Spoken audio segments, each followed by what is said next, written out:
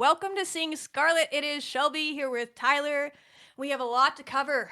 Texas Tech softball, they just got done with a tough game with UNT. We'll talk about that. But before that, they had a solid weekend at home where they went 7-0, hit a lot of Yaaaabooms, a lot of good times, and they're getting ready to go to College Station this weekend and take on number 5, number 4, number 6, depending on where you look, A&M twice.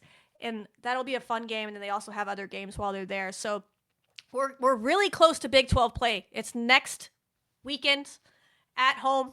Texas Tech, go get your tickets for the Oklahoma State series if you haven't. I'm sure there's not many seats left. Maybe they outfilled seats, but go ahead and secure those. This team's going to need our help. Like, that's a big series. They need to get off to a good start. So that's softball. Obviously, I get into basketball. This is March. It is basically March. Gotta be March the next time basketball plays. So that it's officially March basketball. Crazy things happen in March. We'll see what happens for the Lady Raiders on Senior Day on Saturday, and then into the Big 12 tournament that starts for them next week. Believe it or not, the season is right there for them. We're going to talk about that. Don't worry. Men's basketball, tough one. 6-man rotation. I am prepared, willing and prepared to donate my ankles to this team if they could just tell me where to send them and how that's even possible, because my God, they're all hurt.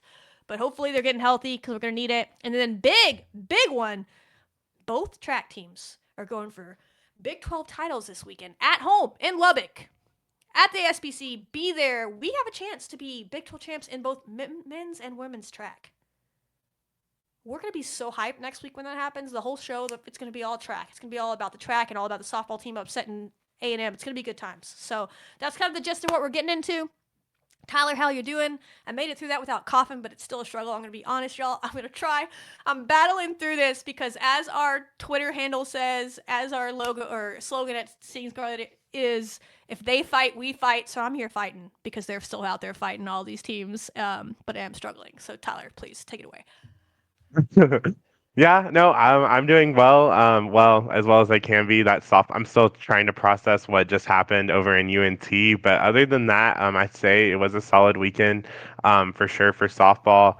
Men's basketball also had a pretty big win over West Virginia. Lady Raiders are still continuing to struggle, but overall, I mean, I'd say it was a solid weekend in athletics. Softball, we can go ahead and get into that. Yeah, let's do it. Softball had made a lot of waves this weekend. Starting off with Detroit Mercy. So Detroit Mercy, we ended up having to play twice because rumor has it on the street that UIC had to cancel the first game because it was too cold for them. Fun Thought fact: they were the from up weather in north. Chicago, exactly, the weather in Chicago at the start of the game was like 31 degrees, and at the start of our game in Lubbock, it was 38. Don't know what happened, but you know what? It's fine. Detroit Mercy came along. They were champs about it. We were champs about it. We decided to play the extra game, and boy, was it a fun one. We won 10-0. We didn't give them any mercy, and I believe we pitched Bailey Lindemuth. Saw her for the first Yeah. time out in the circle, and I thought she looked really solid. We haven't seen much from her, and she looked really solid in that one. Mm-hmm. Yeah, I think she went 7 innings, only 2 hits allowed, no earned runs, no walks, and struck out 4 in her first appearance in the circle. Good start to her career. We'll talk about her more. She had a tough one in this game today, but they all did, so it's not really on her specifically. But yeah, in this game, Naja hit the first home run at the Rock this season. Shocker. Nope, So not at fun to all. watch. Bombed it. I think it was almost a 300-footer or something. I think it said 298 feet is what the TrackMan data or whatever they Crazy. used was on it. Haley Tony, freshman, and Bailey London, who was in the circle, also got their first Yaaaabooms, their first home runs of their career. And then they've kept going. Tony had another one today. I think she's up to 3 on the season now. So it was good to see her getting going. And then Lauren Allred started her hot weekend in this game. She had 2 doubles and some RBI. She went on to be the Big 12 hitter of the week from this whole tournament. And we'll read off her stats in a minute, but she started it off in that game. Yeah, and also in that game, I think someone that was kind of getting all these runs kind of in also was Vic Valdez. We always say she always finds a way on base, and that's what she Every time does. I She look was up, she's there, and I'm amazing. like, did she get a hit? Like, I can't, in my brain, I cannot remember a Vic Valdez hit. I know she has them. She's like above 400 on the Right. season. I know she's had hits. I remember her celebrating on second base one time. I know she's had a double at some point. But like I can't remember them. All I know is she's always on first base. She's just always there. getting hit, a Yes. walk, or it's impressive. It's a skill. She knows how to It get is a on there. skill. She does. She knows how to get on there, and it was huge in the first inning, and also in the fourth and the sixth inning. So she really has shown, a lot of good stuff this past weekend. Also, she was catcher in some of the games as well. So we got to see action from her as well. So yeah, shout out to Vic Valdez. She did really great in that first game. She did. That was good stuff from her. I really appreciated what she brings to this team. Some leadership behind the plate as well. So that was that game. Again, a lot of people had stuff, and then we played them again. Again, we weren't supposed to play them twice, and it was tough, man. You're asking Detroit Mercy to play Texas Tech, a top ranked team, back to back, and so now we're getting to face deep down their pitching options, and we won 20-0 in that game. Everyone did something. Lauren Allred again went bananas, 3 for 5, 2 home runs, 4 RBI. Tony had another home run. Kylie Huffman got her first career hit in this. She pinch hit with a 3-run bases clearing double in this game. And I don't know if you have the box score up. You could go through that box score and like everybody was like putting numbers up in this game because that's what you do when you win 20-0. And I can't even remember who pitched in this game, but I think it was a combined effort, maybe. Because obviously another shutout. To start this tournament at home, your first 2 games at home, 30-0 on the day was a pretty solid start to all the things. So if you have the box score, you can read off some other stuff. But obviously the competition's not great, but it did allow us to get our timing down a little bit and some confidence going. Yeah, no, I definitely think that the second game, going into it, sometimes playing 2 games in one day is tough, especially after that first one. But we were all hands on deck and really showed no mercy. It looks like the bottom of the second inning was insane. We had 9 runs in there. Let's see who ended up pitching in that game. It looks like we had Chloe Riasetto. That's right. Chloe was the one that was pitching in this game, and she looked really solid in that. I think that was probably her first really solid game of the year. So that was good to see that from Chloe. Yep. Yeah, and I thought our pitching overall was really good this weekend. Uh, I think it's like everything has a little bit of a different taste in it because we just watched that game, but that's stickball, from the UNT game that we'll talk about. But they looked, speaking about this weekend, they got some good stuff. It's every once in a while people got a couple of good contact where we had good defense behind them and got it done. Then we rolled into this next game. We'll keep it brief. If you have the box score, you can read off people, but we played UIC and we beat them 15-6. I think we batted around in the first inning again. We did that for like 3 straight games, by the way. We batted around in the first inning in 3 straight games. This was the second in a row of that. We did allow some runs late to give them 6 runs late in that to take away the 15-0 win, which would have been fun. But yeah, so that one was that. It wasn't streamed, didn't get to see it. Do you have any notes in that we feel like we should mention before we get into the big ones in the Indiana games that were the true highlight of the weekend? I'm not finding anything coming up right now because things are kind of getting a little slow. But yeah, I think that UIC, it was the only game that we allowed the most runs in that, but it was all right because, it's like our third game in 2 days with that. But I mean, it was just another great, I guess, solid win to get those 3 in a row. I'm trying to see Here, I got what we the can get hold of box score here. up here. Ah, Maya Davis, 4 for 4. Her speed has been a problem. She just keeps getting on base. She had 4 stolen bases in this game. I think we actually passed it today because I think we had a couple of stolen bases in this game against UNT. But I think we now have more stolen bases on the season right now than we had all of last season as a team. It's just a different team the way we go about it this year. We have a lot of speed and we're putting pressure on people in different ways. And I think that's going to be important as we keep figuring out who we are and that, maybe we're going to need to score some runs in some games where Nigel's not out there.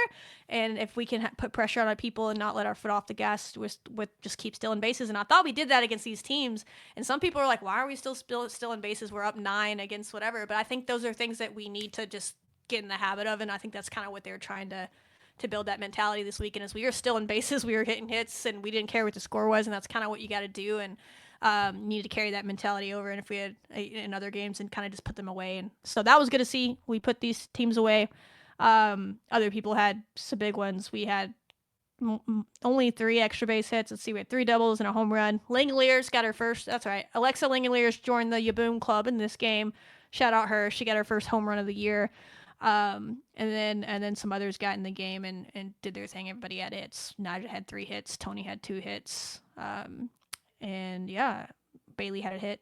The list goes on. So that was that. And then we rolled in to the games that really mattered on this week. An Indiana team that came in to Lubbock, 10-1 on the season. Maybe they were probably 11-1 by the time you played them because they had just beat up on UTEP that morning. I think they run-rolled UTEP that morning before they played us in the first game. And then we got them. They were receiving votes in the poll. We had their ace on the mound, their top 50 player. Like, she's a utility player, but she's a top 50 player preseason coming into the year. And Copeland on the mound. And boy, did we not waste any time saying we ain't messing around with this team. Like, and excuse me. Scored, was it 6 runs in the first inning, including a grand slam from Alana Johnson. Yes. Pinch hit grand slam. Stepped up there and just boomed one right out the left field. After everybody kind of got on the base and forced the issue there and set the plate for her, and then she brought him around from there. We also had who else scored in that? And then Nyjah came. Did Nyjah come back? Nisha. Was that later in the game? Had a 2-run That bomb was to the score next points. inning. She There we had go. the 2-run bomb.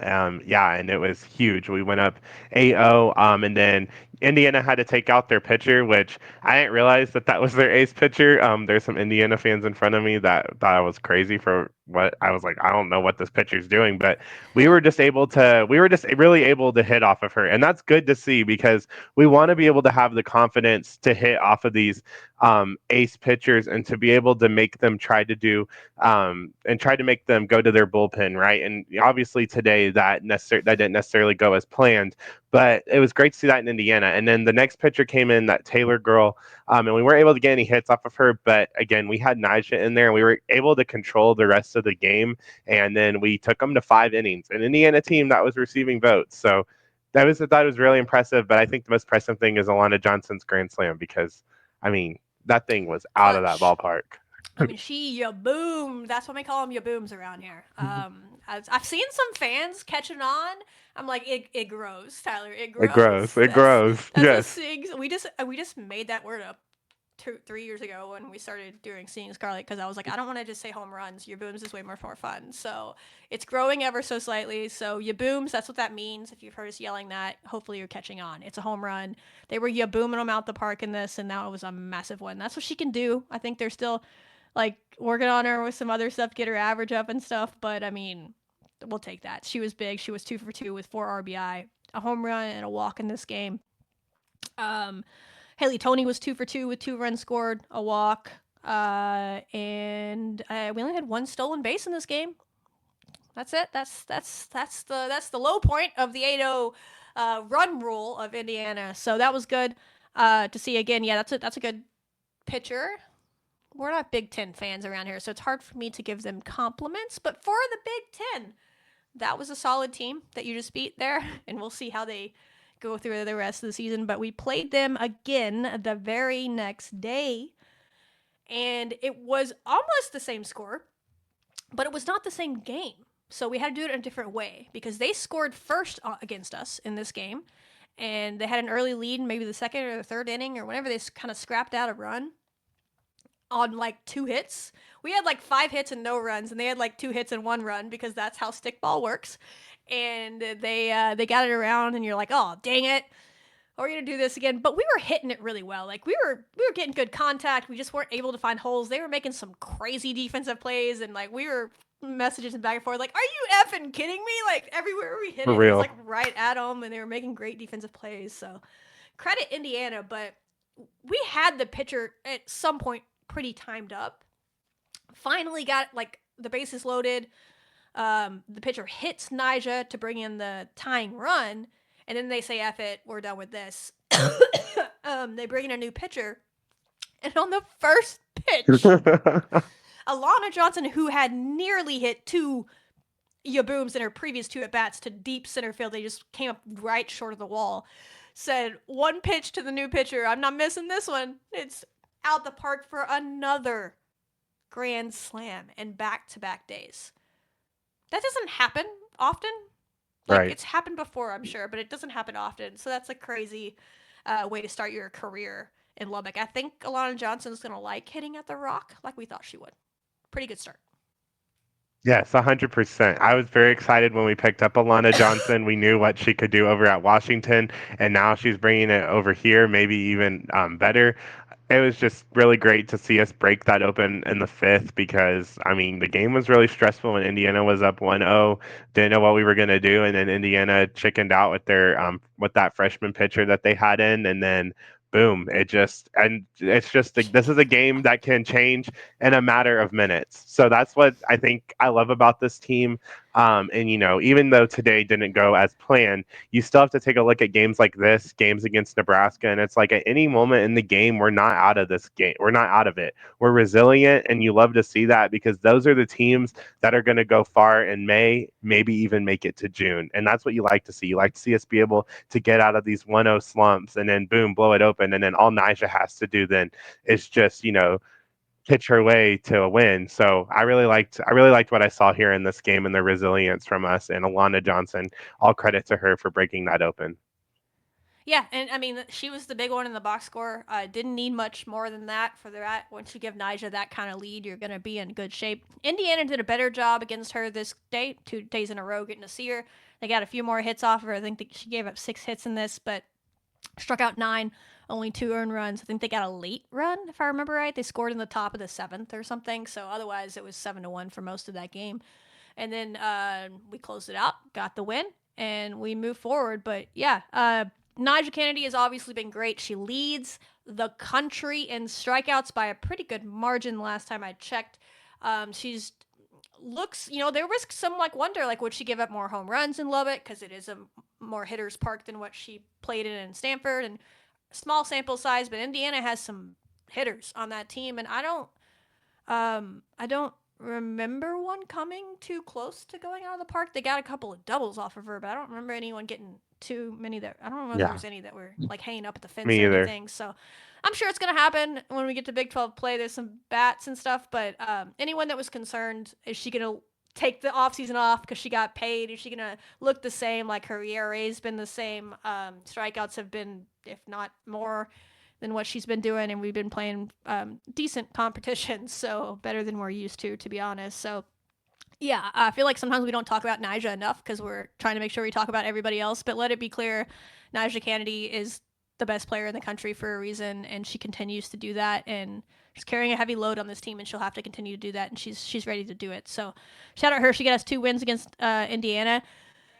And then we moved into the UTEP games the next day. Did Nija pitch in either of those? I can't remember, to be honest. Those No, she did games, not. yeah. So that was the cool part The of this first weekend game. is I thought we did a good job of letting everybody else pitch and trusting them to go out there and pitch because we For need them sure.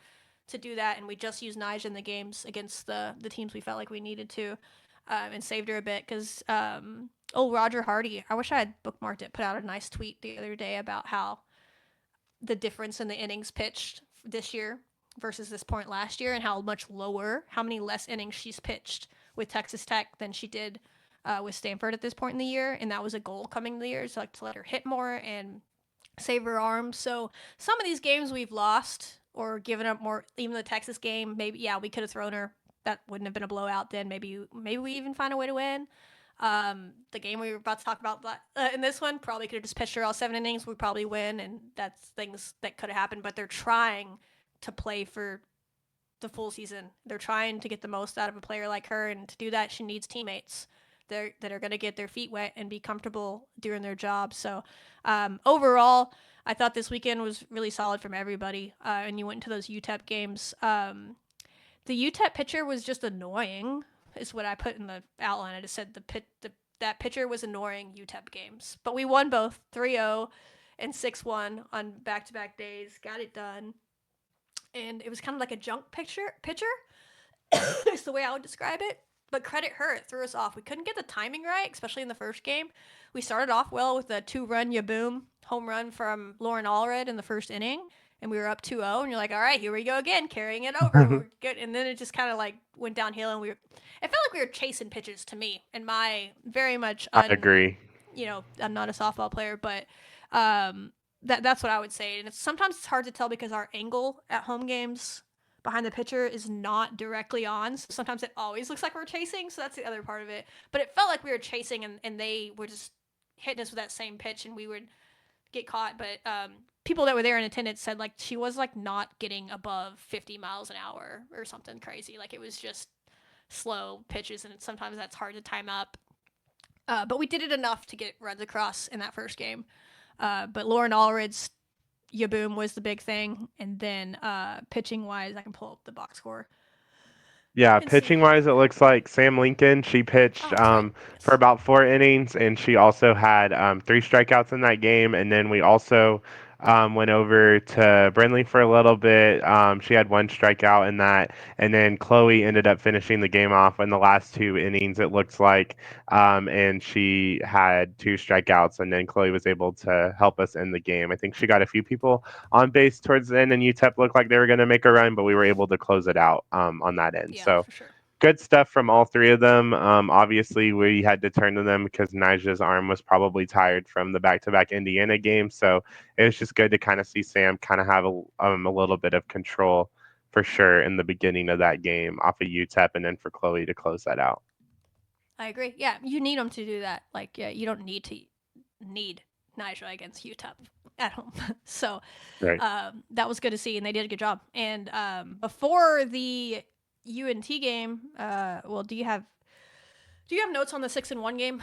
Um, The big overall. thing in the 6-0 game or 6-1 game is Bailey ended up pitching again. It was another solid game for her.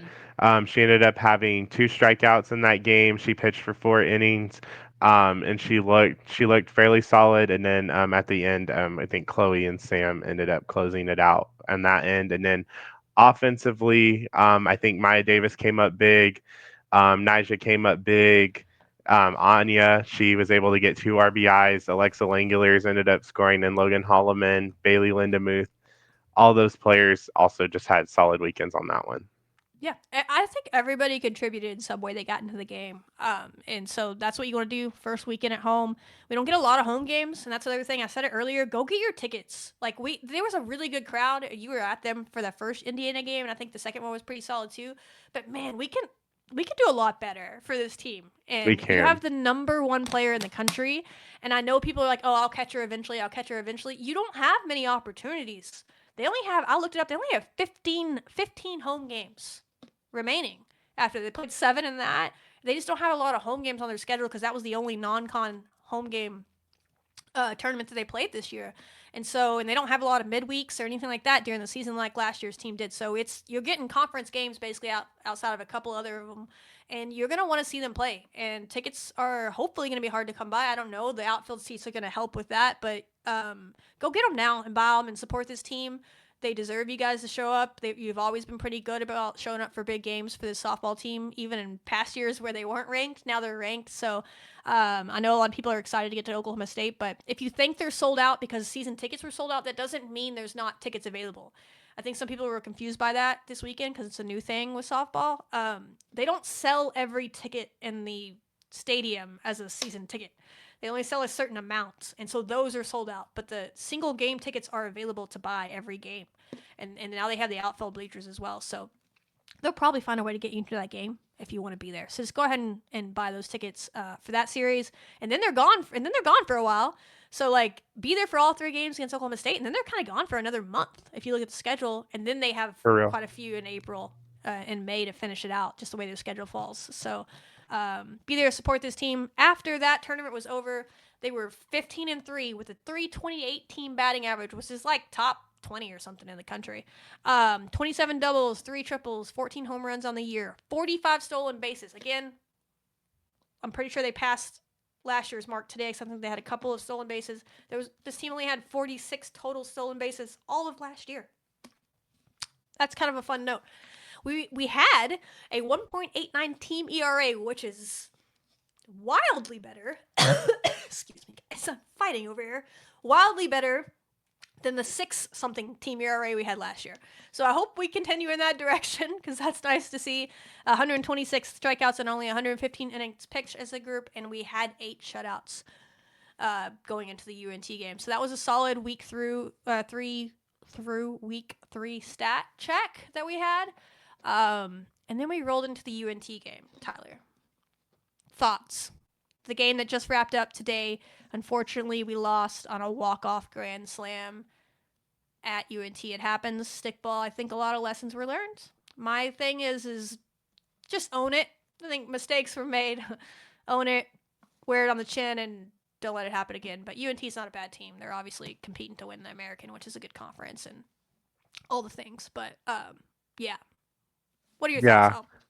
I think, yeah, I mean, so this game was really crazy because it's like we started off really well. Haley Tony ended up getting that home run that ended up putting us up, I think 4-0, and then we were also able to get, did someone else make a home run to get the fifth one, or did someone get an No, I RBI? believe Maya got a triple, or she ended up on third base somehow, and then maybe Ling. No, of course, Lauren Oliver, the RBI queen, Yes, Lauren got R. it, Yes. drove her in.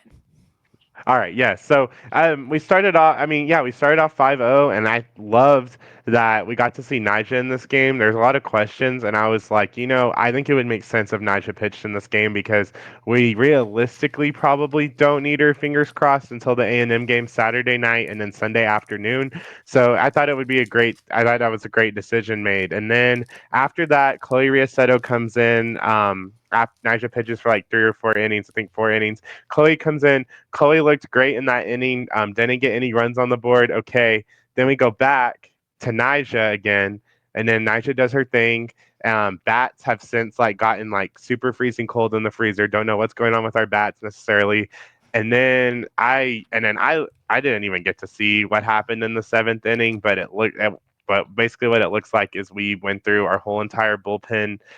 We obviously couldn't bring Nija back in, and then we just no, there was no outs, and then we just kept bringing people in. No one could throw a strike to save their life, and it just kind of barreled out. I don't know. That's a question that I would ask for the coaching staff. I don't know what happened there. I don't know what we were trying to do there. I understand that hey, you need to give these freshman pitchers a lot of confidence and things like that. But when Chloe was doing great and she's seasoned, I don't see the need for that. And also bringing Nija back in, may as well let her close it out because I feel like that these freshman pitchers had a great confidence last weekend, and now you're going into this A&M tournament, and it's like, okay, well now they're not going to be feeling too good, but we still have some games that we absolutely have to win outside of just A&M. Like there's more teams to this. Like Texas State's going to be a UNT like team. They're in this used to be in the same thing as UNT.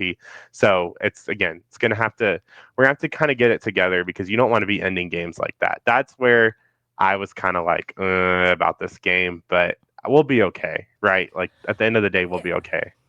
Yep, it's definitely a weird on the chin learning experience. I don't think anyone was happy about it. It was just a weird inning. The vibes were weird from the jump So in that. weird. I was watching it, so it was just like we couldn't throw a strike, and then we got a little bit frustrated, and then we were just switching pitchers and trying to find someone that kind of had that about them to finish it out. And credit UNT, like they're a good program, right? In a ironic twist, if Jerry Glasgow was not our coach right now, there was a chance that the head coach of UNT was our coach right now. Like they're a good program and they know how to win games and come back. But yeah, we should have won the game. There's no sugarcoating it. I'm not going to sugarcoat it. I know the team's not, but you're not going to dwell on it, and you're going to learn from it, move on, and it's a good learning experience for these freshmen to learn how to shake that off and to learn why. Hey, you got to, especially to start the inning, and I know they're not trying to, so that's why I don't want to harp on it too much, right? Because everyone's like, throw effing strikes. Like, well, of course Sam Lincoln was trying to throw strikes. You know what I mean? Like, she's not going out there like, Right. you know what I'm going to do? I'm going to walk two batters and make it harder on myself. Like, she's not trying to do that. But until you're in those situations, she has that feeling, that tenseness or whatever it was, that just her mechanics were slightly off. And they weren't crazy balls. They were just like right below the zone. I watched it, and every one of them was right below the zone. She just couldn't get it up. And that happens sometimes. And now they're going to get to work on that. And then our other pitchers came in and just couldn't, they gave up some hits. And you, that home run, I think it hit off of our fielder's glove off the foul pole. So it bounced. It was just a weird one overall. So credit UNT, but we gave that to them in a way. But you can't not give them credit when they hit a grand slam. That they earned that, and they didn't Right. quit. So good on them. But that's unfortunate. Again, UNT is probably going to end up being a solid team. They usually always are. Could make the tournament. Hopefully, it's not like a huge RPI killer as we go. But it was a tough one. That is a chance for them to show how much they have that about or not. But I do have one play I want to show. Do you have any other thoughts? Because this play needs to be shown despite the fact that we lost, because it's probably the best defensive play that we've had all season. And I hate that Uh, we lost, and it could end up on SportsCenter, and now they're going to have to say, this happened in a loss. But it literally, legitimately might be on SportsCenter tonight if you watch SportsCenter, so it deserves its shine. But if you have any other thoughts before I show it, because I just want to end on the happy, and then we can move forward. oh yeah, no, take it away. Show us the happy. Show us the happy. This was So this so is cool. Alana Johnson. Let me load the file up for you guys. In softball, the percentages drop so significantly if they get the first out. What a grab in right field. And doubling off the mean green is Johnson. Absurd. We're going to let you watch it again. Watch the dive, full extension dive from her knees. She throws this on a line. And then the stretch from Nyjah Kennedy. Don't say she can't play first base. The stretch out there from Nyjah Kennedy to get the out. So all around, that was a great play. I hate that it happened in a loss, so they probably can't celebrate it as much as they want to. But once we win a bunch of games this weekend, that's going to be on your highlight reel forever. Alana Johnson, they can't take it from you. They can't take it from you. That'll be, we're going to fit that into like a highlight reel at some point this season. Is that play right there? We'll just pretend like the rest of the game didn't happen. But that's the stuff I thought we'd be seeing all year defensively from this team, because we have a lot of athletes flying around in the outfield. I feel like Maya Davis has made some plays like that, but that's our first kind of diving spectacular catch from somebody else in the outfield. So that was good to see, because there was a moment in the Lubbock game where a similar play could have been made, but their communication was off, remember? And then they both just lit up and the ball fell. And I think that's how we allowed one of our silly runs in maybe the USC game or something. Maybe that was how the Indiana run happened. I don't remember. But anyway, we had a moment. It wasn't the Indiana game. Remember we just let that ball drop? I think that's how they Right. got on, eventually scored in one of their innings. In this one, she didn't hesitate. She's like, F it, this is mine. She called for it and dove for it and went and got it. So moments of growth, we're always looking for those. That's what's going to take when you're playing with new teammates. So that was hype. One more time for Alana Johnson. SportsCenter top 10 level play right there. From her knees. That is a hell of a throw. The catch is impressive, but that throw is absurd. So, shout out, Alana. Good stuff. Keep going. Doing your thing. 100% good stuff. And ultimately, guys, at the end of the day, if Nyjah was in the rest of the game, or maybe even Chloe, we would have won this game. I'm not, yeah, that's just how the ending goes. But it's I don't know, it was a win. It would have been a win. You could say, I don't know if the word's mismanaged, because they also are trying to get those pitchers. Those pitchers have to be able to Right. get 3 outs with 5 runs. And so it goes both ways. But you learn from it. It's February still, and you move forward. But it's frustrating. I'm sure the team's frustrated, but they gotta swipe that from their memory and move on to the next game. So they play next in College Station. I know Tyler's gonna be there in person. He's gonna go down there and be seeing Scarlet Eyes. A lot of fans will probably be there. It's a fun stadium to watch softball. If you've never been, if you live in the area, try to get tickets if you can. I'm sure you can for the games that they're not playing A&M for sure, but even for those, it'll be hype.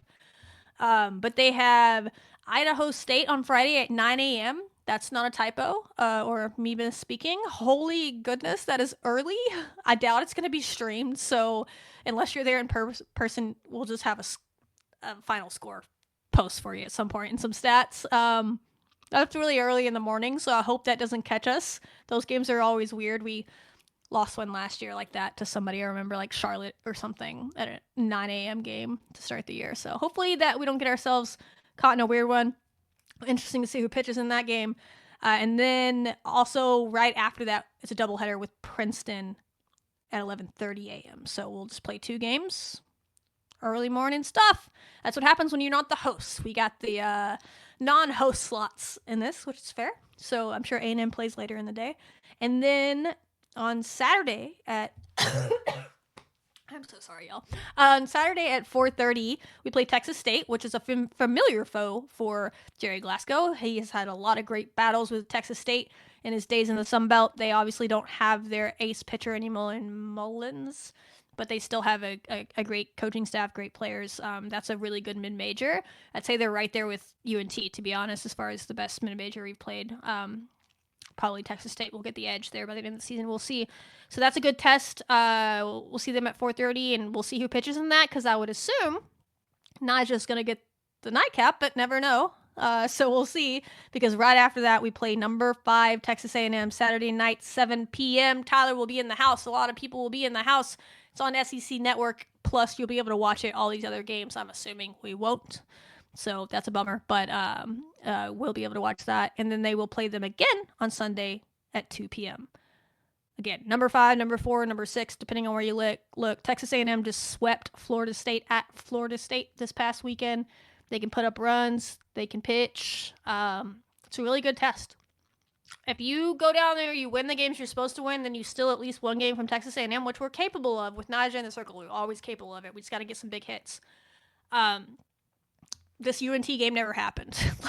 It's like, oh shoot. Right. we just played a shit ton of games all together. I'm not giving them excuses. They should have won it, but it's just like, I wish we just didn't have to play that game. But for all the right reasons, UNT deserved us to be there, and we went and did it. But now we can go, hopefully, get that taste out of our mouth, finish strong, and then head into the Big 12 with some confidence. Yeah, 100%. I think that it's really important this weekend that we get one of the wins off of A&M. We're gonna have to get. And Nebraska's right now our only ranked win, and the Big 12. Tyler. Yes, I'm feeling really good about it too. I feel like we can take down number 5 A&M either of the days. I expect Nigel to be pitching in both, hopefully. But yeah, we're gonna be there. Us Red Raiders, we're gonna be loud. I already told some of the softball parents I'll start the Raider Power chants. They just got to follow along and not make me look like an idiot. But I don't care. I'll still be going Raider Power. We're going to go CSTAT takeover, Houston and Austin Red Raiders. That's only about an hour and a half drive. Y'all better make that drive up there. We're going to be there. Red out Davis Diamond. We're going to make A&M forget that they're even there. And guess what? The best thing is we're not going to hear A&M do ball 5 chants on us because we have Nija freaking Kennedy on our side. So we won't have that distraction. So manifesting it. We're going to get big wins, but yes, for sure, I feel like we need to get one of these big wins because, as we said, we don't know how the Big 12 is going to shape up. Looking like we're going to get many opportunities for ranked wins, but it's always great to just get one more before conference season starts, and A&M would be a perfect team to do it, especially when they have stars in and Emily Kennedy and Coco Woolley, all these stars, Maya Perez. They're going to be tough, but, we can take them down. A&M is definitely a team you can take down. I've watched them. Oklahoma State did a walk-off, I think, grand slam when they beat them. So, you always have opportunity. Katie Lott seems like she's back. Katie Lott, go do what your former team did to A&M. So see her let's get do it. A double. So that's good. For sure. Really big. I noticed that Demi Elder was not in a boot in the Lubbock games. Yes, they posted it. Yes. That's progress. Yes. She was in a picture with not a boot. I don't know if that is actual project progress or she just forgot it at home. I don't know. But I'm hoping that to get someone like that, she had like 40 RBIs for us last year, or 30 RBIs last year in the Big 12. Katie Lott is a proven Big 12 player. So all of a sudden you get Katie Lott going. Eventually you get Demi Elder. Even if they're just going to be pinch hitter options, 2 Big 12 proven players, like when they're coming off the bench as we get to conference, I think will really help this team in some of those times where our freshmen are getting on base and then there's like, oh, there's another freshman that has to come in to be the one that get the hit, and it's like we're asking a lot of them, and man, they're all so good, and they're going to be so good because of this next year and the year after. But in some moments it would be nice to be like, okay, this person's been there, done that, let's shimmy them on out there to the plate. So hoping Demi, and she's clutch, man. She's clutch. I know we have a lot of new Texas Tech softball fans around here, whether it's from parents and people that haven't watched us play because their kids are on the team now, or just Texas Tech fans that didn't watch. But if you watch, Demi Elder is just like, she could be like 0 for 20 and then, oh, it's a game-winning hit opportunity. You need me to walk off the game? Bet. She'll do it. She'll do it. She just doesn't give a shit. That's what I always say about Demi Elder, is like, in the best way possible, she's at the plate and doesn't give a shit about the moment. She's just up there trying to get a hit. Like, it doesn't phase her. And so I'm hoping that carries over, and whatever her injury isn't super serious, that it'll linger too far.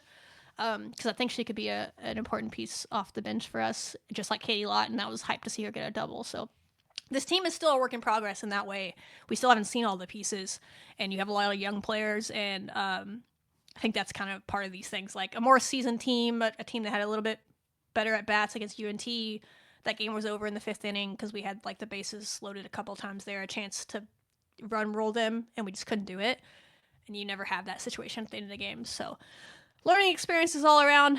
They know what they're doing. This is a good coaching staff. These are really great players that have been at the highest level, some of them. So stick with them. Stickball's a weird sport. we're not the first one to drop weird games this year. We won't be the last. Like it's you don't win all the games in softball and baseball. It's just how it goes. So yeah, that's what I got on them. I'm excited to watch them this weekend and the games I can. Get the in-person reports from Tyler. I'm crazy. I'm in the middle of moving, guys. So my week is a little bit insane this week, but I'm gonna find a way to watch, even if it's like on the road, not driving, in the passenger seat, watching on Sunday. But let's go. Yes, for sure. And then heading into basketball, Lady Raiders, they had a really tough week yet again. They dropped to UCF 61-60, and then they lost to Arizona last night 66-57. What were kind of your takeaways from these? Another heartbreaking loss. It's confounding, Tyler. I can't even quite put my finger on it. It's all the things we've talked about. And y'all sent in a lot of questions again about the turnovers, about the offense, but I don't have some big film breakdown in this because we've talked about all of it. It is truly impressive. And I'm not being patronizing or trying to make a joke when I say this. It is truly impressive that this team, no matter who they're playing, the competition is really good. The competition is some in the middle, competition is lower. We really control the pace. We control the game script for the most part. And every single one of these games ends up at like the same score. It's like the same game over and over and over again, but we end up on the wrong end of it. It's wild, and I think it's a little bit of that pace of play thing. Like we play a certain pace, and we do a good job of forcing teams to play at that, but we just so the scores look similar. They're getting the same amount of possessions. We're getting the same amount of possessions, and we're dang sure really consistent at making the same amount of field goals every game. Make about 22 field goals a game, and the other teams make about 24, 25 field goals against us every game. And it's like, why can't we find a way to make a couple more field goals and hold them to a couple less? And I don't have the answer for you other than it's really hard to stop a boulder that's tumbling down a hill. And I think that's just kind of what they are. So that was UCF. Some player, give them their shine. Jazz made like 7 threes. I think a career high in threes. Was that in the UCF game or was that the Cincinnati game? I'm getting confused. But she had quite a few Jazz threes. had 5 threes. Okay, so 5 she must threes have and had 19 7 points. threes in the previous game. So then she had 5 threes in this one. She hit a big one late to tie it.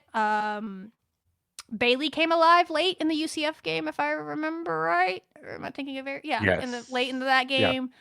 I thought Maya struggled to start the game, but I thought she gave good minutes to start the fourth quarter and had a couple of buckets. We might have just pushed that a little too long. And the real thing was when Kyla Freeland fouled out. That was, I mean, I hated it, but when I was watching with someone, I turned to them and I was like, yeah, the game's probably over. Because for whatever reason, she's just that important to the team, and it was tough. And we tried to go with, I think, put Jada and Maya out there together, and it's not on them. It's a full team effort, but we just couldn't. We kind of lost the lead, and I think we lost, gave it 4 points to try to come back, made a 3 at the buzzer to make it look a little bit better, but it was about a 4-point margin. We had a chance to win it, stepped out of bounds on a set play. We stepped out of bounds like 4 times in this game. We had so many walks, so many hesitation type double dribbles, a ton of dead ball turnovers. It was just wild stuff. It's mental. It's very mental, and I don't have much more to say about it than that because like I just don't want to kick them while they're down. There's not much more to say than like it's just tough losing this many games, and they're fighting. And I have a lot of respect for this team. They have not quit in a way that last year's team, in my opinion, quit because of the injuries and all that. They just kind of were like ready for the season to be over, and maybe they are. I don't know, but they're not acting that way on the court. They are fighting, and that's why these games are close. But by God, it's baffling, Tyler. It's baffling. So that was UCF.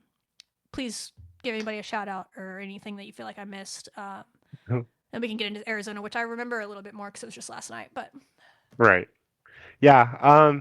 I think overall in the UCF game, I mean, gosh, like this game ended up putting us second to last in the standings. Obviously, right in front of Houston.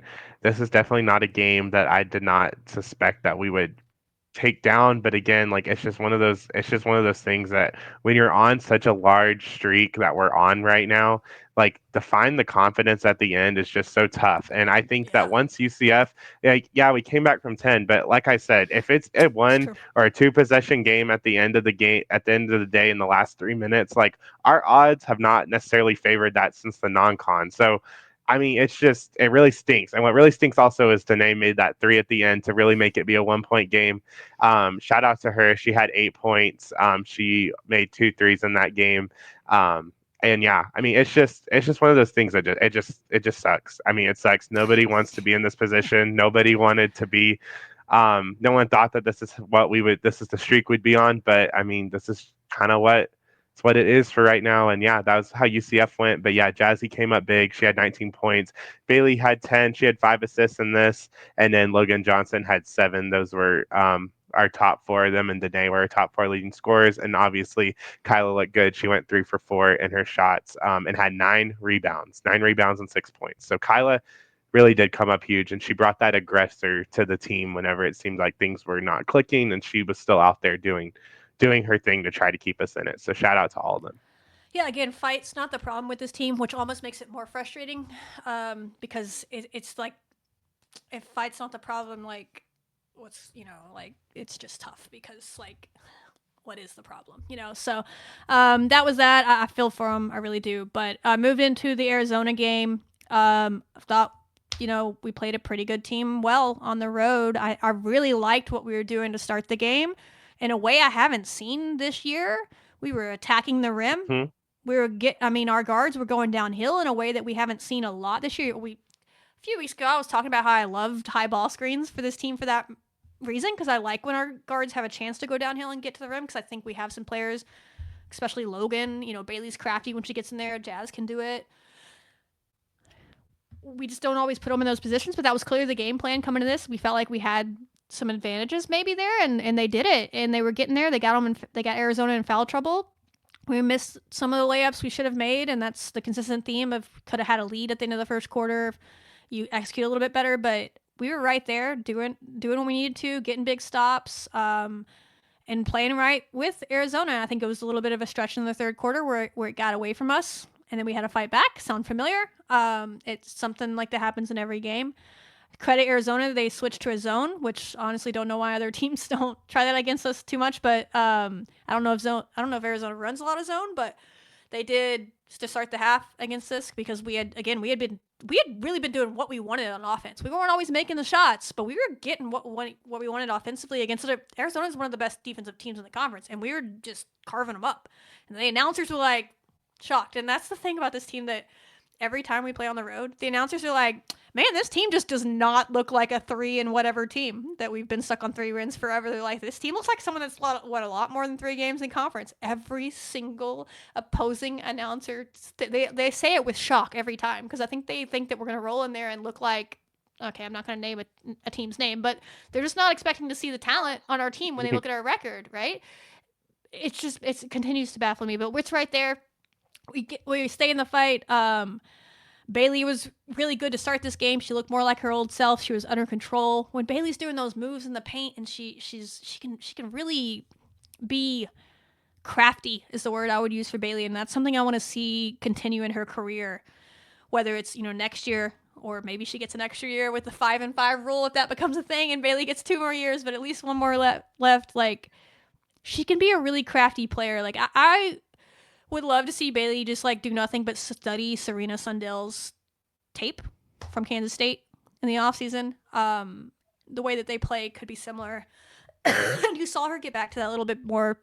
Supposedly maybe she was sick in the Cincinnati game, so she fought through that. But it's just been a tough one for her, so she started off better. Jazz had 13, Bailey had 13, and then the real one was Logan, who had 14, and a lot of Logan's points came in the fourth quarter. I think she had 9 of her 14 in the fourth quarter, and she was just getting still. Like Logan did not want us to lose that game, so a lot of respect for Logan Johnson. She was almost single-handedly trying to win us that game. She had like 3 steals in the fourth quarter, 9 points, a block, rebounds, and she was 4 for 5, and even made a free throw. Had an and-1 mixed in there. So she was really trying, and there's just no one else on the team that's better than her at getting to the rim. And she's going to have to add a jumper and all those things so that we can use that more and her career flourishes the way that it can. But she's just so athletic. She had a play where she like floated through the air to get around him and made a layup. Yep. I was like, God bless, we just don't have that athleticism from everybody on this team, and it was impressive. So yeah, Danae made a big three. They were trying to get Danae going. Like again, the staff was trying stuff. They were running plays for Danae in a way I haven't seen from them this year. I wish we had seen that earlier in the year, but we're here.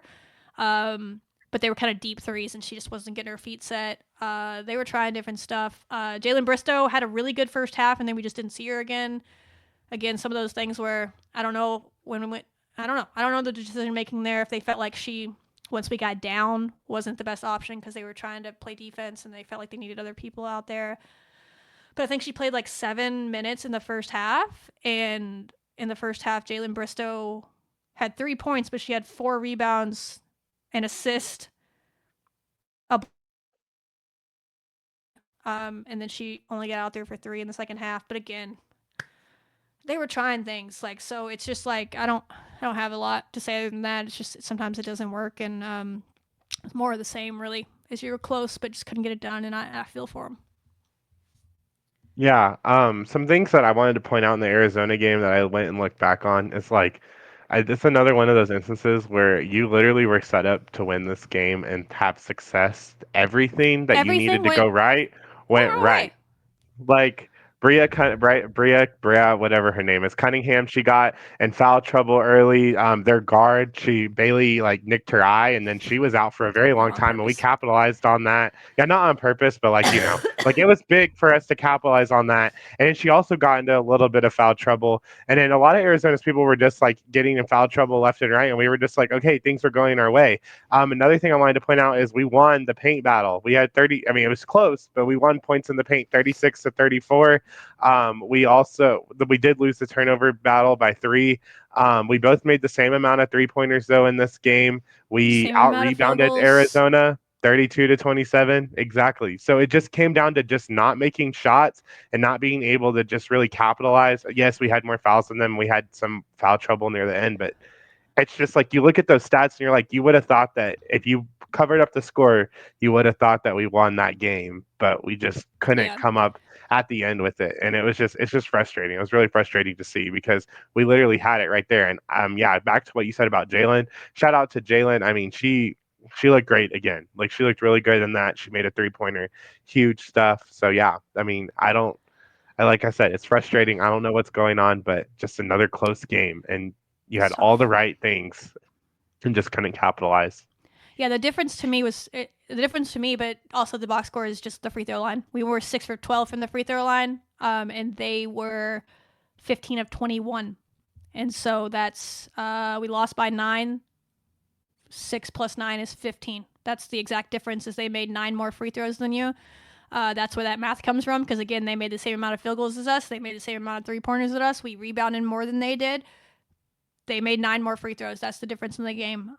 It's those small things right there.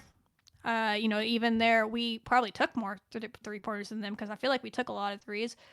Yeah, well, We no, did. about the same. But 23, their broadcast was like, if Texas Tech ever started making threes, we'd be in trouble. Like they knew, but we just couldn't hit them. And those are times where I don't know. I don't want to sit here and question things in hindsight because I know they're trying and they know what needs to happen. But those are times where I'm like, Adley, Adley got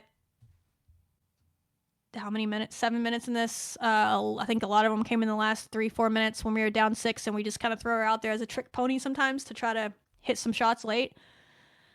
I don't know. Sometimes I'm like, could she hit him? Is Bird Martin dead on this team? That's not fair for me to question too much because again, I trust that they're just not seeing it in practice. She's not ready, or she has been injured. She's missed a couple of games where she wasn't even dressed out, but I thought the whole idea was like, if we're not hitting shots, we're going to at least have Bird to throw in there and see if she can hit shots. It's just like, these are all things that are super easy to question in hindsight. And I don't like to bring them up because I don't want to feel like I'm sitting here like, couch coaching, because it's not easy what they're just trying different things. But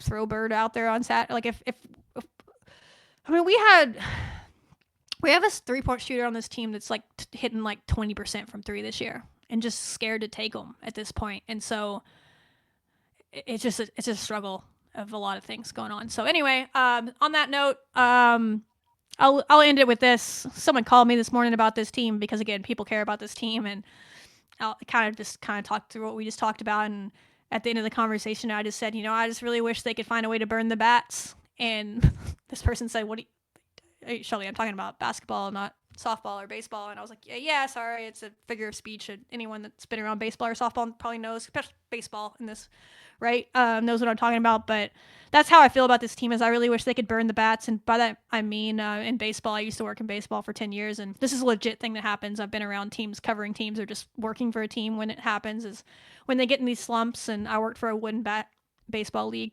So after college, they don't play with metal bats. They have actual wood bats. And legit, they're like, F this, we're burning the bats. And so after the game, they grab a burn barrel, they throw all their wooden bats in there, they light them on fire, and they burn them, and they just like sit around and shoot the shit for 2 hours and just talk about the season and how much it's like, whatever, F that, we're burning the bats. And then they're guys, and so they just turn it into a good time, and it's baseball, it's a culture, and they're very superstitious. So that's what I mean by burn the bats. Like, I wish they could have that moment, because the next day they get new bats, and they go out there and they hit like crazy, and they just kind of like reset on the season.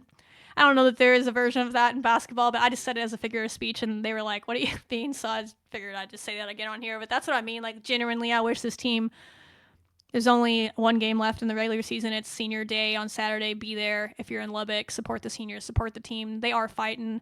But man, I wish more than anything they could take a burn barrel outside of Womble tonight, sometime, sit around as a team, roast some marshmallows and burn the bats. Burn some socks, maybe. Burn a couple of basketballs. I don't know. Burn some game plan. Pick your least favorite game of the season. Burn the game tape. I don't know. And just kind of laugh at Black it. jerseys. Yeah, you just kind of laugh at it and be like, man, this situation sucks. We don't know what's going to happen in the next couple of weeks. Like, it sucks. And just kind of say it's a whole new season and see what goes down to the black jerseys. Of course, Tyler would say that. But yeah, and just go out there and play basketball, because they're getting good shots. They're just, burn the bats and forget it all. And remember the first game of the season when Jada Wynn hit the first shot of the season? The season started on a 5-hour run from Jada Wynn. First 3 of the season, we nailed it. I was like, oh my God, we're going to be the team that we thought we were. Then Danae Fritz got a steal, pass it up to Jada Wynn for an easy bucket in transition. We were up 5-0 within like 2 minutes of the first game of the season. And I was like, that's the team we thought we were going to see. Jada Wynn hitting threes, getting threes from the outside. Danae Fritz playing big defense, being a point guard, getting it over to her guard to finish the shot. And then just things have gone the way they have as season progressed. But I don't know. Burn the bats and see what happens from there. Because I'm kind of just sad that the season's over, because I really enjoy watching a lot of these players play. I know people don't get that because they're like, they're not winning. Why are you still watching? I love basketball. Y'all should know this by now. Like, I'm not fronting when I say that. I love the sport of basketball, and I've watched some shit basketball in my day, and these games are better than some games I've watched. So, like, it's whatever. But I genuinely enjoy like specific players on this team and how they play the game of basketball. And so at this point, I'm like, sometimes I feel like I believe in them more than they believe in themselves. But I genuinely am just like watching that player, and I'm like, man, they played really close to their ceiling in this game, or like they did this really well in this game. It's good to see them doing that again. It's good to see them doing this again. And that's how I watch it. And I'm just sad that the season might be ending soon. I hope it's as long as they can make it. They have the Big 12 tournament coming up next week. We will or won't talk to you before then. I'm not sure our timeline on recording, but I just am sad that we won't ever get to watch this iteration of this team again. So, and that's the truth. Like, I in this day and age, I never know who is or who isn't going to be here after the season, for that matter. But also, we have seniors graduating. It's just the world we live in, and there's going to be movement again. It happens every year, every sport. And I'm just like, damn, I'm gonna miss watching them play, even if it's been a tough season, So grab a burn barrel, take it out back to Womble, grab some marshmallows, burn whatever your version of the bats are, laugh it off, and go play basketball together for as many games as you can for the rest of the year and see what happens. Right. Going on to that point of like uncertainty, like we don't know who's all going to be in place next year, any of that. Just end the season on a good note on Saturday. Like, I mean, the Big 12 tournament, yes, obviously that's your like actual like shot at for, I'm going to use a softball term. Your shot at forever is the Big 12 tournament. So if you want to make any waves, you're going to have to go win 5 games in 5 days. But as far as the regular season's concerned, go out and just win on Such a Saturday. mess. End it on a good note. Like, just I know we're on this 9 game losing streak. Don't make it 10. Like, let's just look at the I'm little just things. Like, just saying, break it Tyler. down in chunks. Like, If this get the team, win. if this team wins a game, is that all it would take? I think it Would they would. would they I've been become saying it. Look, I've absolute menaces been, if yes, they I just think won a that's all game? it takes. Would They're it just this terrify the close. basketball world? Like Yes. they can beat Literally, we're going to Colorado. be the NC State next year, the NC State of men's basketball last year. We're I just going mean, to there go was a on this crazy team streak and win it out. last year that like I don't Long even. Beach State. Yeah, Long Beach Yeah. State. That was a very Yeah, they interesting did. situation, and That was very they got into interesting. the tournament. So like everything's You know? possible. So we don't have a preview on Seriously. Colorado. We played them earlier in the year. I think they've had some injury woes, so I have no idea who's even going to be available to play for them. It's been a tough end of the season for them as well. But we can beat this team, and We can. I Yep. really want to say we're gonna beat them. I don't know why. If they keep showing up and showing the fight that we've seen, if we're playing to win, and I know it's senior day, but if we're playing to win and doing all those things, we can beat this team. And maybe a win is all they need to get a little energy going into the Big 12 tournament, where I do assume we'll play on the first day at this point. We're in the bottom four, I think. I don't know if that would change if we beat Colorado or not, but again, we'll have to win 5 in a row. It's happened. Crazier things have happened. But I would just like to see them get hot and do what they can. So someone get them a burn barrel, let them have some fun tonight, and see what happens on Saturday. That's my my Yeah. goal. If I lived And in Lubbock, fans, they'll be there. I'd be there. Yes. Go support your seniors. For sure. So shout out Maya Pete and Jordan Merritt. Those are the only 2 legit seniors on this team. We have others that are seniors by year, but playing eligibility wise, those are the only 2. Obviously, Jordan Merritt hasn't played in a while because she retired from the game of basketball, but she will still be honored. And then Maya Pete will be honored as well, who's had a really solid career previous to here. This is her first year with Texas Tech. So they both deserve to feel the love for all the work they've put in. Talked a little bit about that last week. It's not easy to get to this level and what they've done. And despite the success of the season, be proud of them. You're Lady Raiders for the rest of your time. I hope they get that. I know that people are disappointed in how the program's going, but I hope the players understand that Texas Tech fans have your back for the rest of your life just because you chose to play for Texas Tech this year. Like, if something happens tomorrow, next year, 5 years from now, all they're gonna see is like former Texas Tech athlete needs your help, and they're gonna go donate. It happens in all the time. They're not gonna be like, oh, they played on that team that only won 3 conference games. Not a soul is gonna think that. They're gonna be like, oh, they're one of us. We're gonna support you.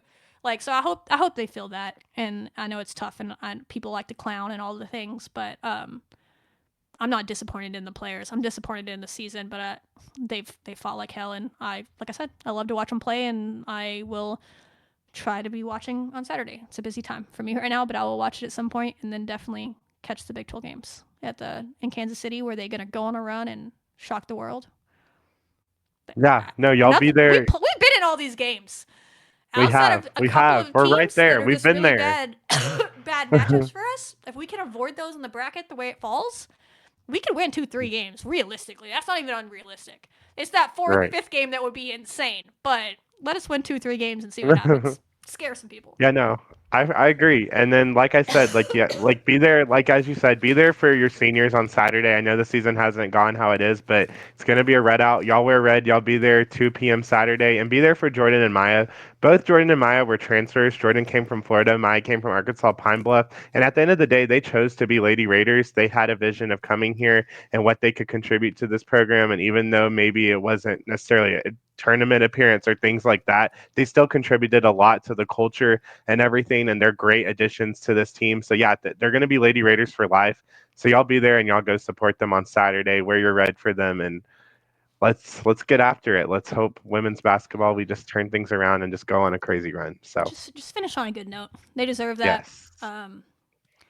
You don't always get what you deserve. We talked about that a lot on this show. But Right. man, they deserve a win. They deserve a win. So I'm hoping they Sure. keep the fight, and I hope the basketball gods and their play, they just go take it. Just go take it. Put your foot on their throat. Say F this shit and go do it. Just say we're not losing this game over it. And go do the damn thing. So we'll see. But I'll be rooting them on. So men's basketball. What do you got on men's basketball outside of, again, I'm ready to donate my ankles to this team. We got major injuries going on. Only had 6 people in a rotation against the number 4 team in the country. Feels like punishment from hell. I don't know what that's about. But what do you got, Tyler? Yeah, with men's basketball. So first of all, West Virginia game, I was a little worried, but then we ended up finishing out really strong. I obviously D5 went down, so that was absolutely horrible. It's like that Lion King GIF clip that you always post whenever someone's down. Like that's what it felt like with Darian down. But honestly, when you look at Houston, you're in a 6-game rotation. You don't have Chance or Darian, some of your best players on the team. And that 6-man rotation, they were able to hang in there with number 4 Houston. Like we kept that thing a game. The atmosphere was absolutely electric. I thought that everything was in place for us to potentially get the upset win. But even though we didn't, like I know moral victories don't exist, but I never saw there was only like one Red Raider and on social media that was like clowning over this game, and everyone else was like, no, like this is like a moral victory. Like we are proud of ourselves because if we can compete with the number 4 team in the country with just 6 players, imagine what we are when they were healthy. And I was in the early priority line. So Grant got to come up and talk to us. It's like, that was like our privilege of we went to all these certain games and all the things. And, we were asking him like, hey, like, are we going to see Chance? Are we going to see Darian? And he said, look, guys, I feel great about both of them. But at the end of the day, I would rather them be healthy for the NCAA tournament than I would for this game against Houston. And I think that I think that's a huge, great thing to be saying because, yeah, you want to be ready for the NCAA tournament because that's what matters. Realistically, we're not really in the race anymore for the Big 12 title. Houston already clinched it. So it's like, I'd rather them sit out this game and get healthy. And now you can see, hey, in the event something does not go well in the NCAA tournament, you got a whole team behind you that can back you up and can compete with some of the best Final Four caliber teams. So I think men's basketball they're going and doing the thing, and I think there's going to be a lot of more exciting things to come from this team. Yeah. March is where it matters, and so yeah, last year we weren't healthy in March Madness. D5 had an ankle injury in March Madness against NC State, and it didn't work. So I think that's lingering in the back of their heads as well. It's like, hey, we tried this whole fight through the injury thing and play through it and not be ready for March. So yeah, I'm not a moral victory person either, and I know the team isn't, and I know Grant said that. He's like, yeah, we should have won the game still. So like, we're not patting ourselves on the back. I'm proud of their fight. But listen, I'm not gonna sit here and hold them to the fire over anything. Now they could have made layups. That's the thing is like that's what you can say. But yeah, like, there was so many missed layups, especially from JT Toppin, who's usually very efficient. If you make those, you won this game, which would have been even crazier. So like that's where the difference is. They're trying to win a championship, so those margins like their margin isn't about like whatever it is. It's like we're trying to win a championship, right? So that's what they mean. So it can go both ways. Is you can be really proud of them, and they can acknowledge as a team, hey, but this is what we need to be better in these moments because if we make this play or we make that play, we won this game. And so you can still find ways to teach from it. But I thought they fought like hell. I mean, of any team, that's the last team you want to be playing with only 6 players. And like you said, credit to the crowd. Good job, Tyler, marketing department. All y'all did a great job with that game. The fans were crazy as they are at Texas Tech. Holmes was there. Like, oh, that Holmes was was so there. That's insane. right. Yeah, he was really Yes. into the game. I love that man. Like, it's so crazy. He's so. I know. I Me forget too. sometimes he's like the most popular quarterback in the world, and he's That's right. he's like just a Texas Tech fan. He just rolls in Yeah, like just as a chill casual guy. fan. Just a chill guy. So, shout out men's basketball.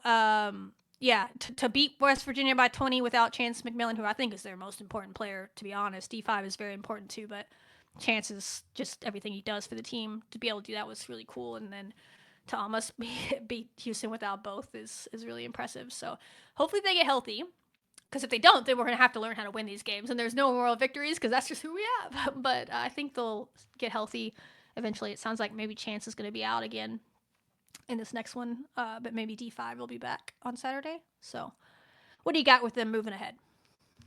Good stuff. Yeah, so I think this Saturday, men's basketball, they play Kansas, and then At I Kansas? believe, yes, at Kansas, and then next Wednesday, they'll play Colorado last game at home. I'll be there. And also, if you're a student listening to this game, if you go to the women's senior night on Saturday, then you'll get early access to the men's game against Colorado on Wednesday. Perks. So, yeah, perks. Y'all be there. Y'all support the team. The team has a great chance to end 2-0. Kansas has kind of like we don't even know what Kansas It's a basketball tough is right place to now, play, but though. it's still a tough So, yeah. place. Yes, very Yeah. tough place to play, but I think that it's very doable to go 2-0. So Oh, yeah, for sure. we'll see how they do at that. Okay, cool.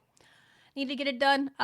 Baseball, I haven't got a chance to watch them. I don't know if you've had a chance to. They've been playing at the same time as softball, so Yeah, I know. obviously if we have to choose, we're going to choose the one that we cover closer because no one else is going to talk about the softball team if we don't, which is absurd. Y'all need to start talking about them too. Wake up. Anyway, Right. Well, maybe like later, like after we win the talk about UNT it, game. win Well, or let's forget. lose. That's what we do True. here. Treat them True. with the True. True. respect they True. deserve. Keep it about the For sport. sure. Don't be afraid to talk about losses so you can hype them up in their wins. Don't patronize them. They lost the game. It happens. It happens. Men's or baseball is Men's baseball. men's baseball. 1-4, 1-5 on the season now. They lost the series to UC Irvine, which again, I come from the baseball world, so I know that UC Irvine is kind of a natural power as far as like mid majors goes. I don't know how they're supposed to be this year, but UC Irvine is a good team. Great players have come from UC Irvine. The league that I work in, we get players from UC Irvine all the time. They're like some of our best players. They send people to the pros all the time. Like it's not. I know people think UC Irvine, and if you're a casual sports fan and you don't realize it, there's random mid-major programs that are really good at baseball. Think Gonzaga in basketball. That's kind of UC Irvine in baseball. Anyway, so I don't know how they were supposed to be this year, but they're not. I think we were actually the underdogs going into these games at home, so that should tell you everything. But the pitching, man, it's got to get better. Pitching takes time. Pitching usually gets better as the season goes on, but it's far behind. So that's a concern as they get better. I'll keep watching them and sticking with them. They're going to Vegas. I think they get a chance to play UT as well. Mm-hmm. Maybe getting away from Lubbock again will be good because they didn't play terrible against North Carolina. They actually pitched better there. So maybe getting away from Dan Law where the ball flies so well will do them good out in Vegas. Yeah, we'll definitely see. I think it's still like guys, it's February. It's still way too early to be making calls on how the season's gonna go. Obviously, there's things that need to be tweaked and changed, just like softball's doing as well. So yeah, hopefully you can just win this Vegas tournament or win your 3 games, especially against the Longhorns. Please, we need to take them down again. That would be really nice. So yeah, that's what it is with baseball, Yeah. pretty much. We'll see. They're hitting it They'll fine. progress. Offense has not been the problem. I mean, at least it wasn't this weekend. So I just got to figure out pitching, and if they do, things can turn around. If they don't, it could be a long season, but that's life. So we'll stick with them. We'll watch them. I'm not a pitchfork person. Y'all know that, and certainly not in February for a sport that goes on until June. So we'll keep following them, hoping they figure it out. Stick with them.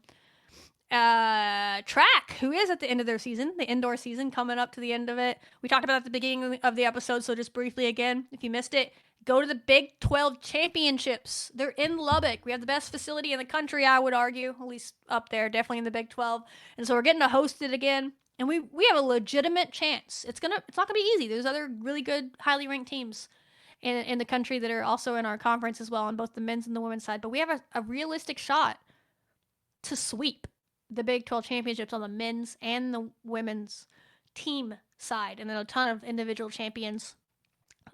It's going to be fun. You can watch that. You can stream that. It'll be on Watch ESPN, all the events, Friday through Saturday, but you can definitely go in person, see some championships. Saturday would be the day that the champions will be being crowned and all that, but you could still see some fun stuff on Friday too, so get out there and do that.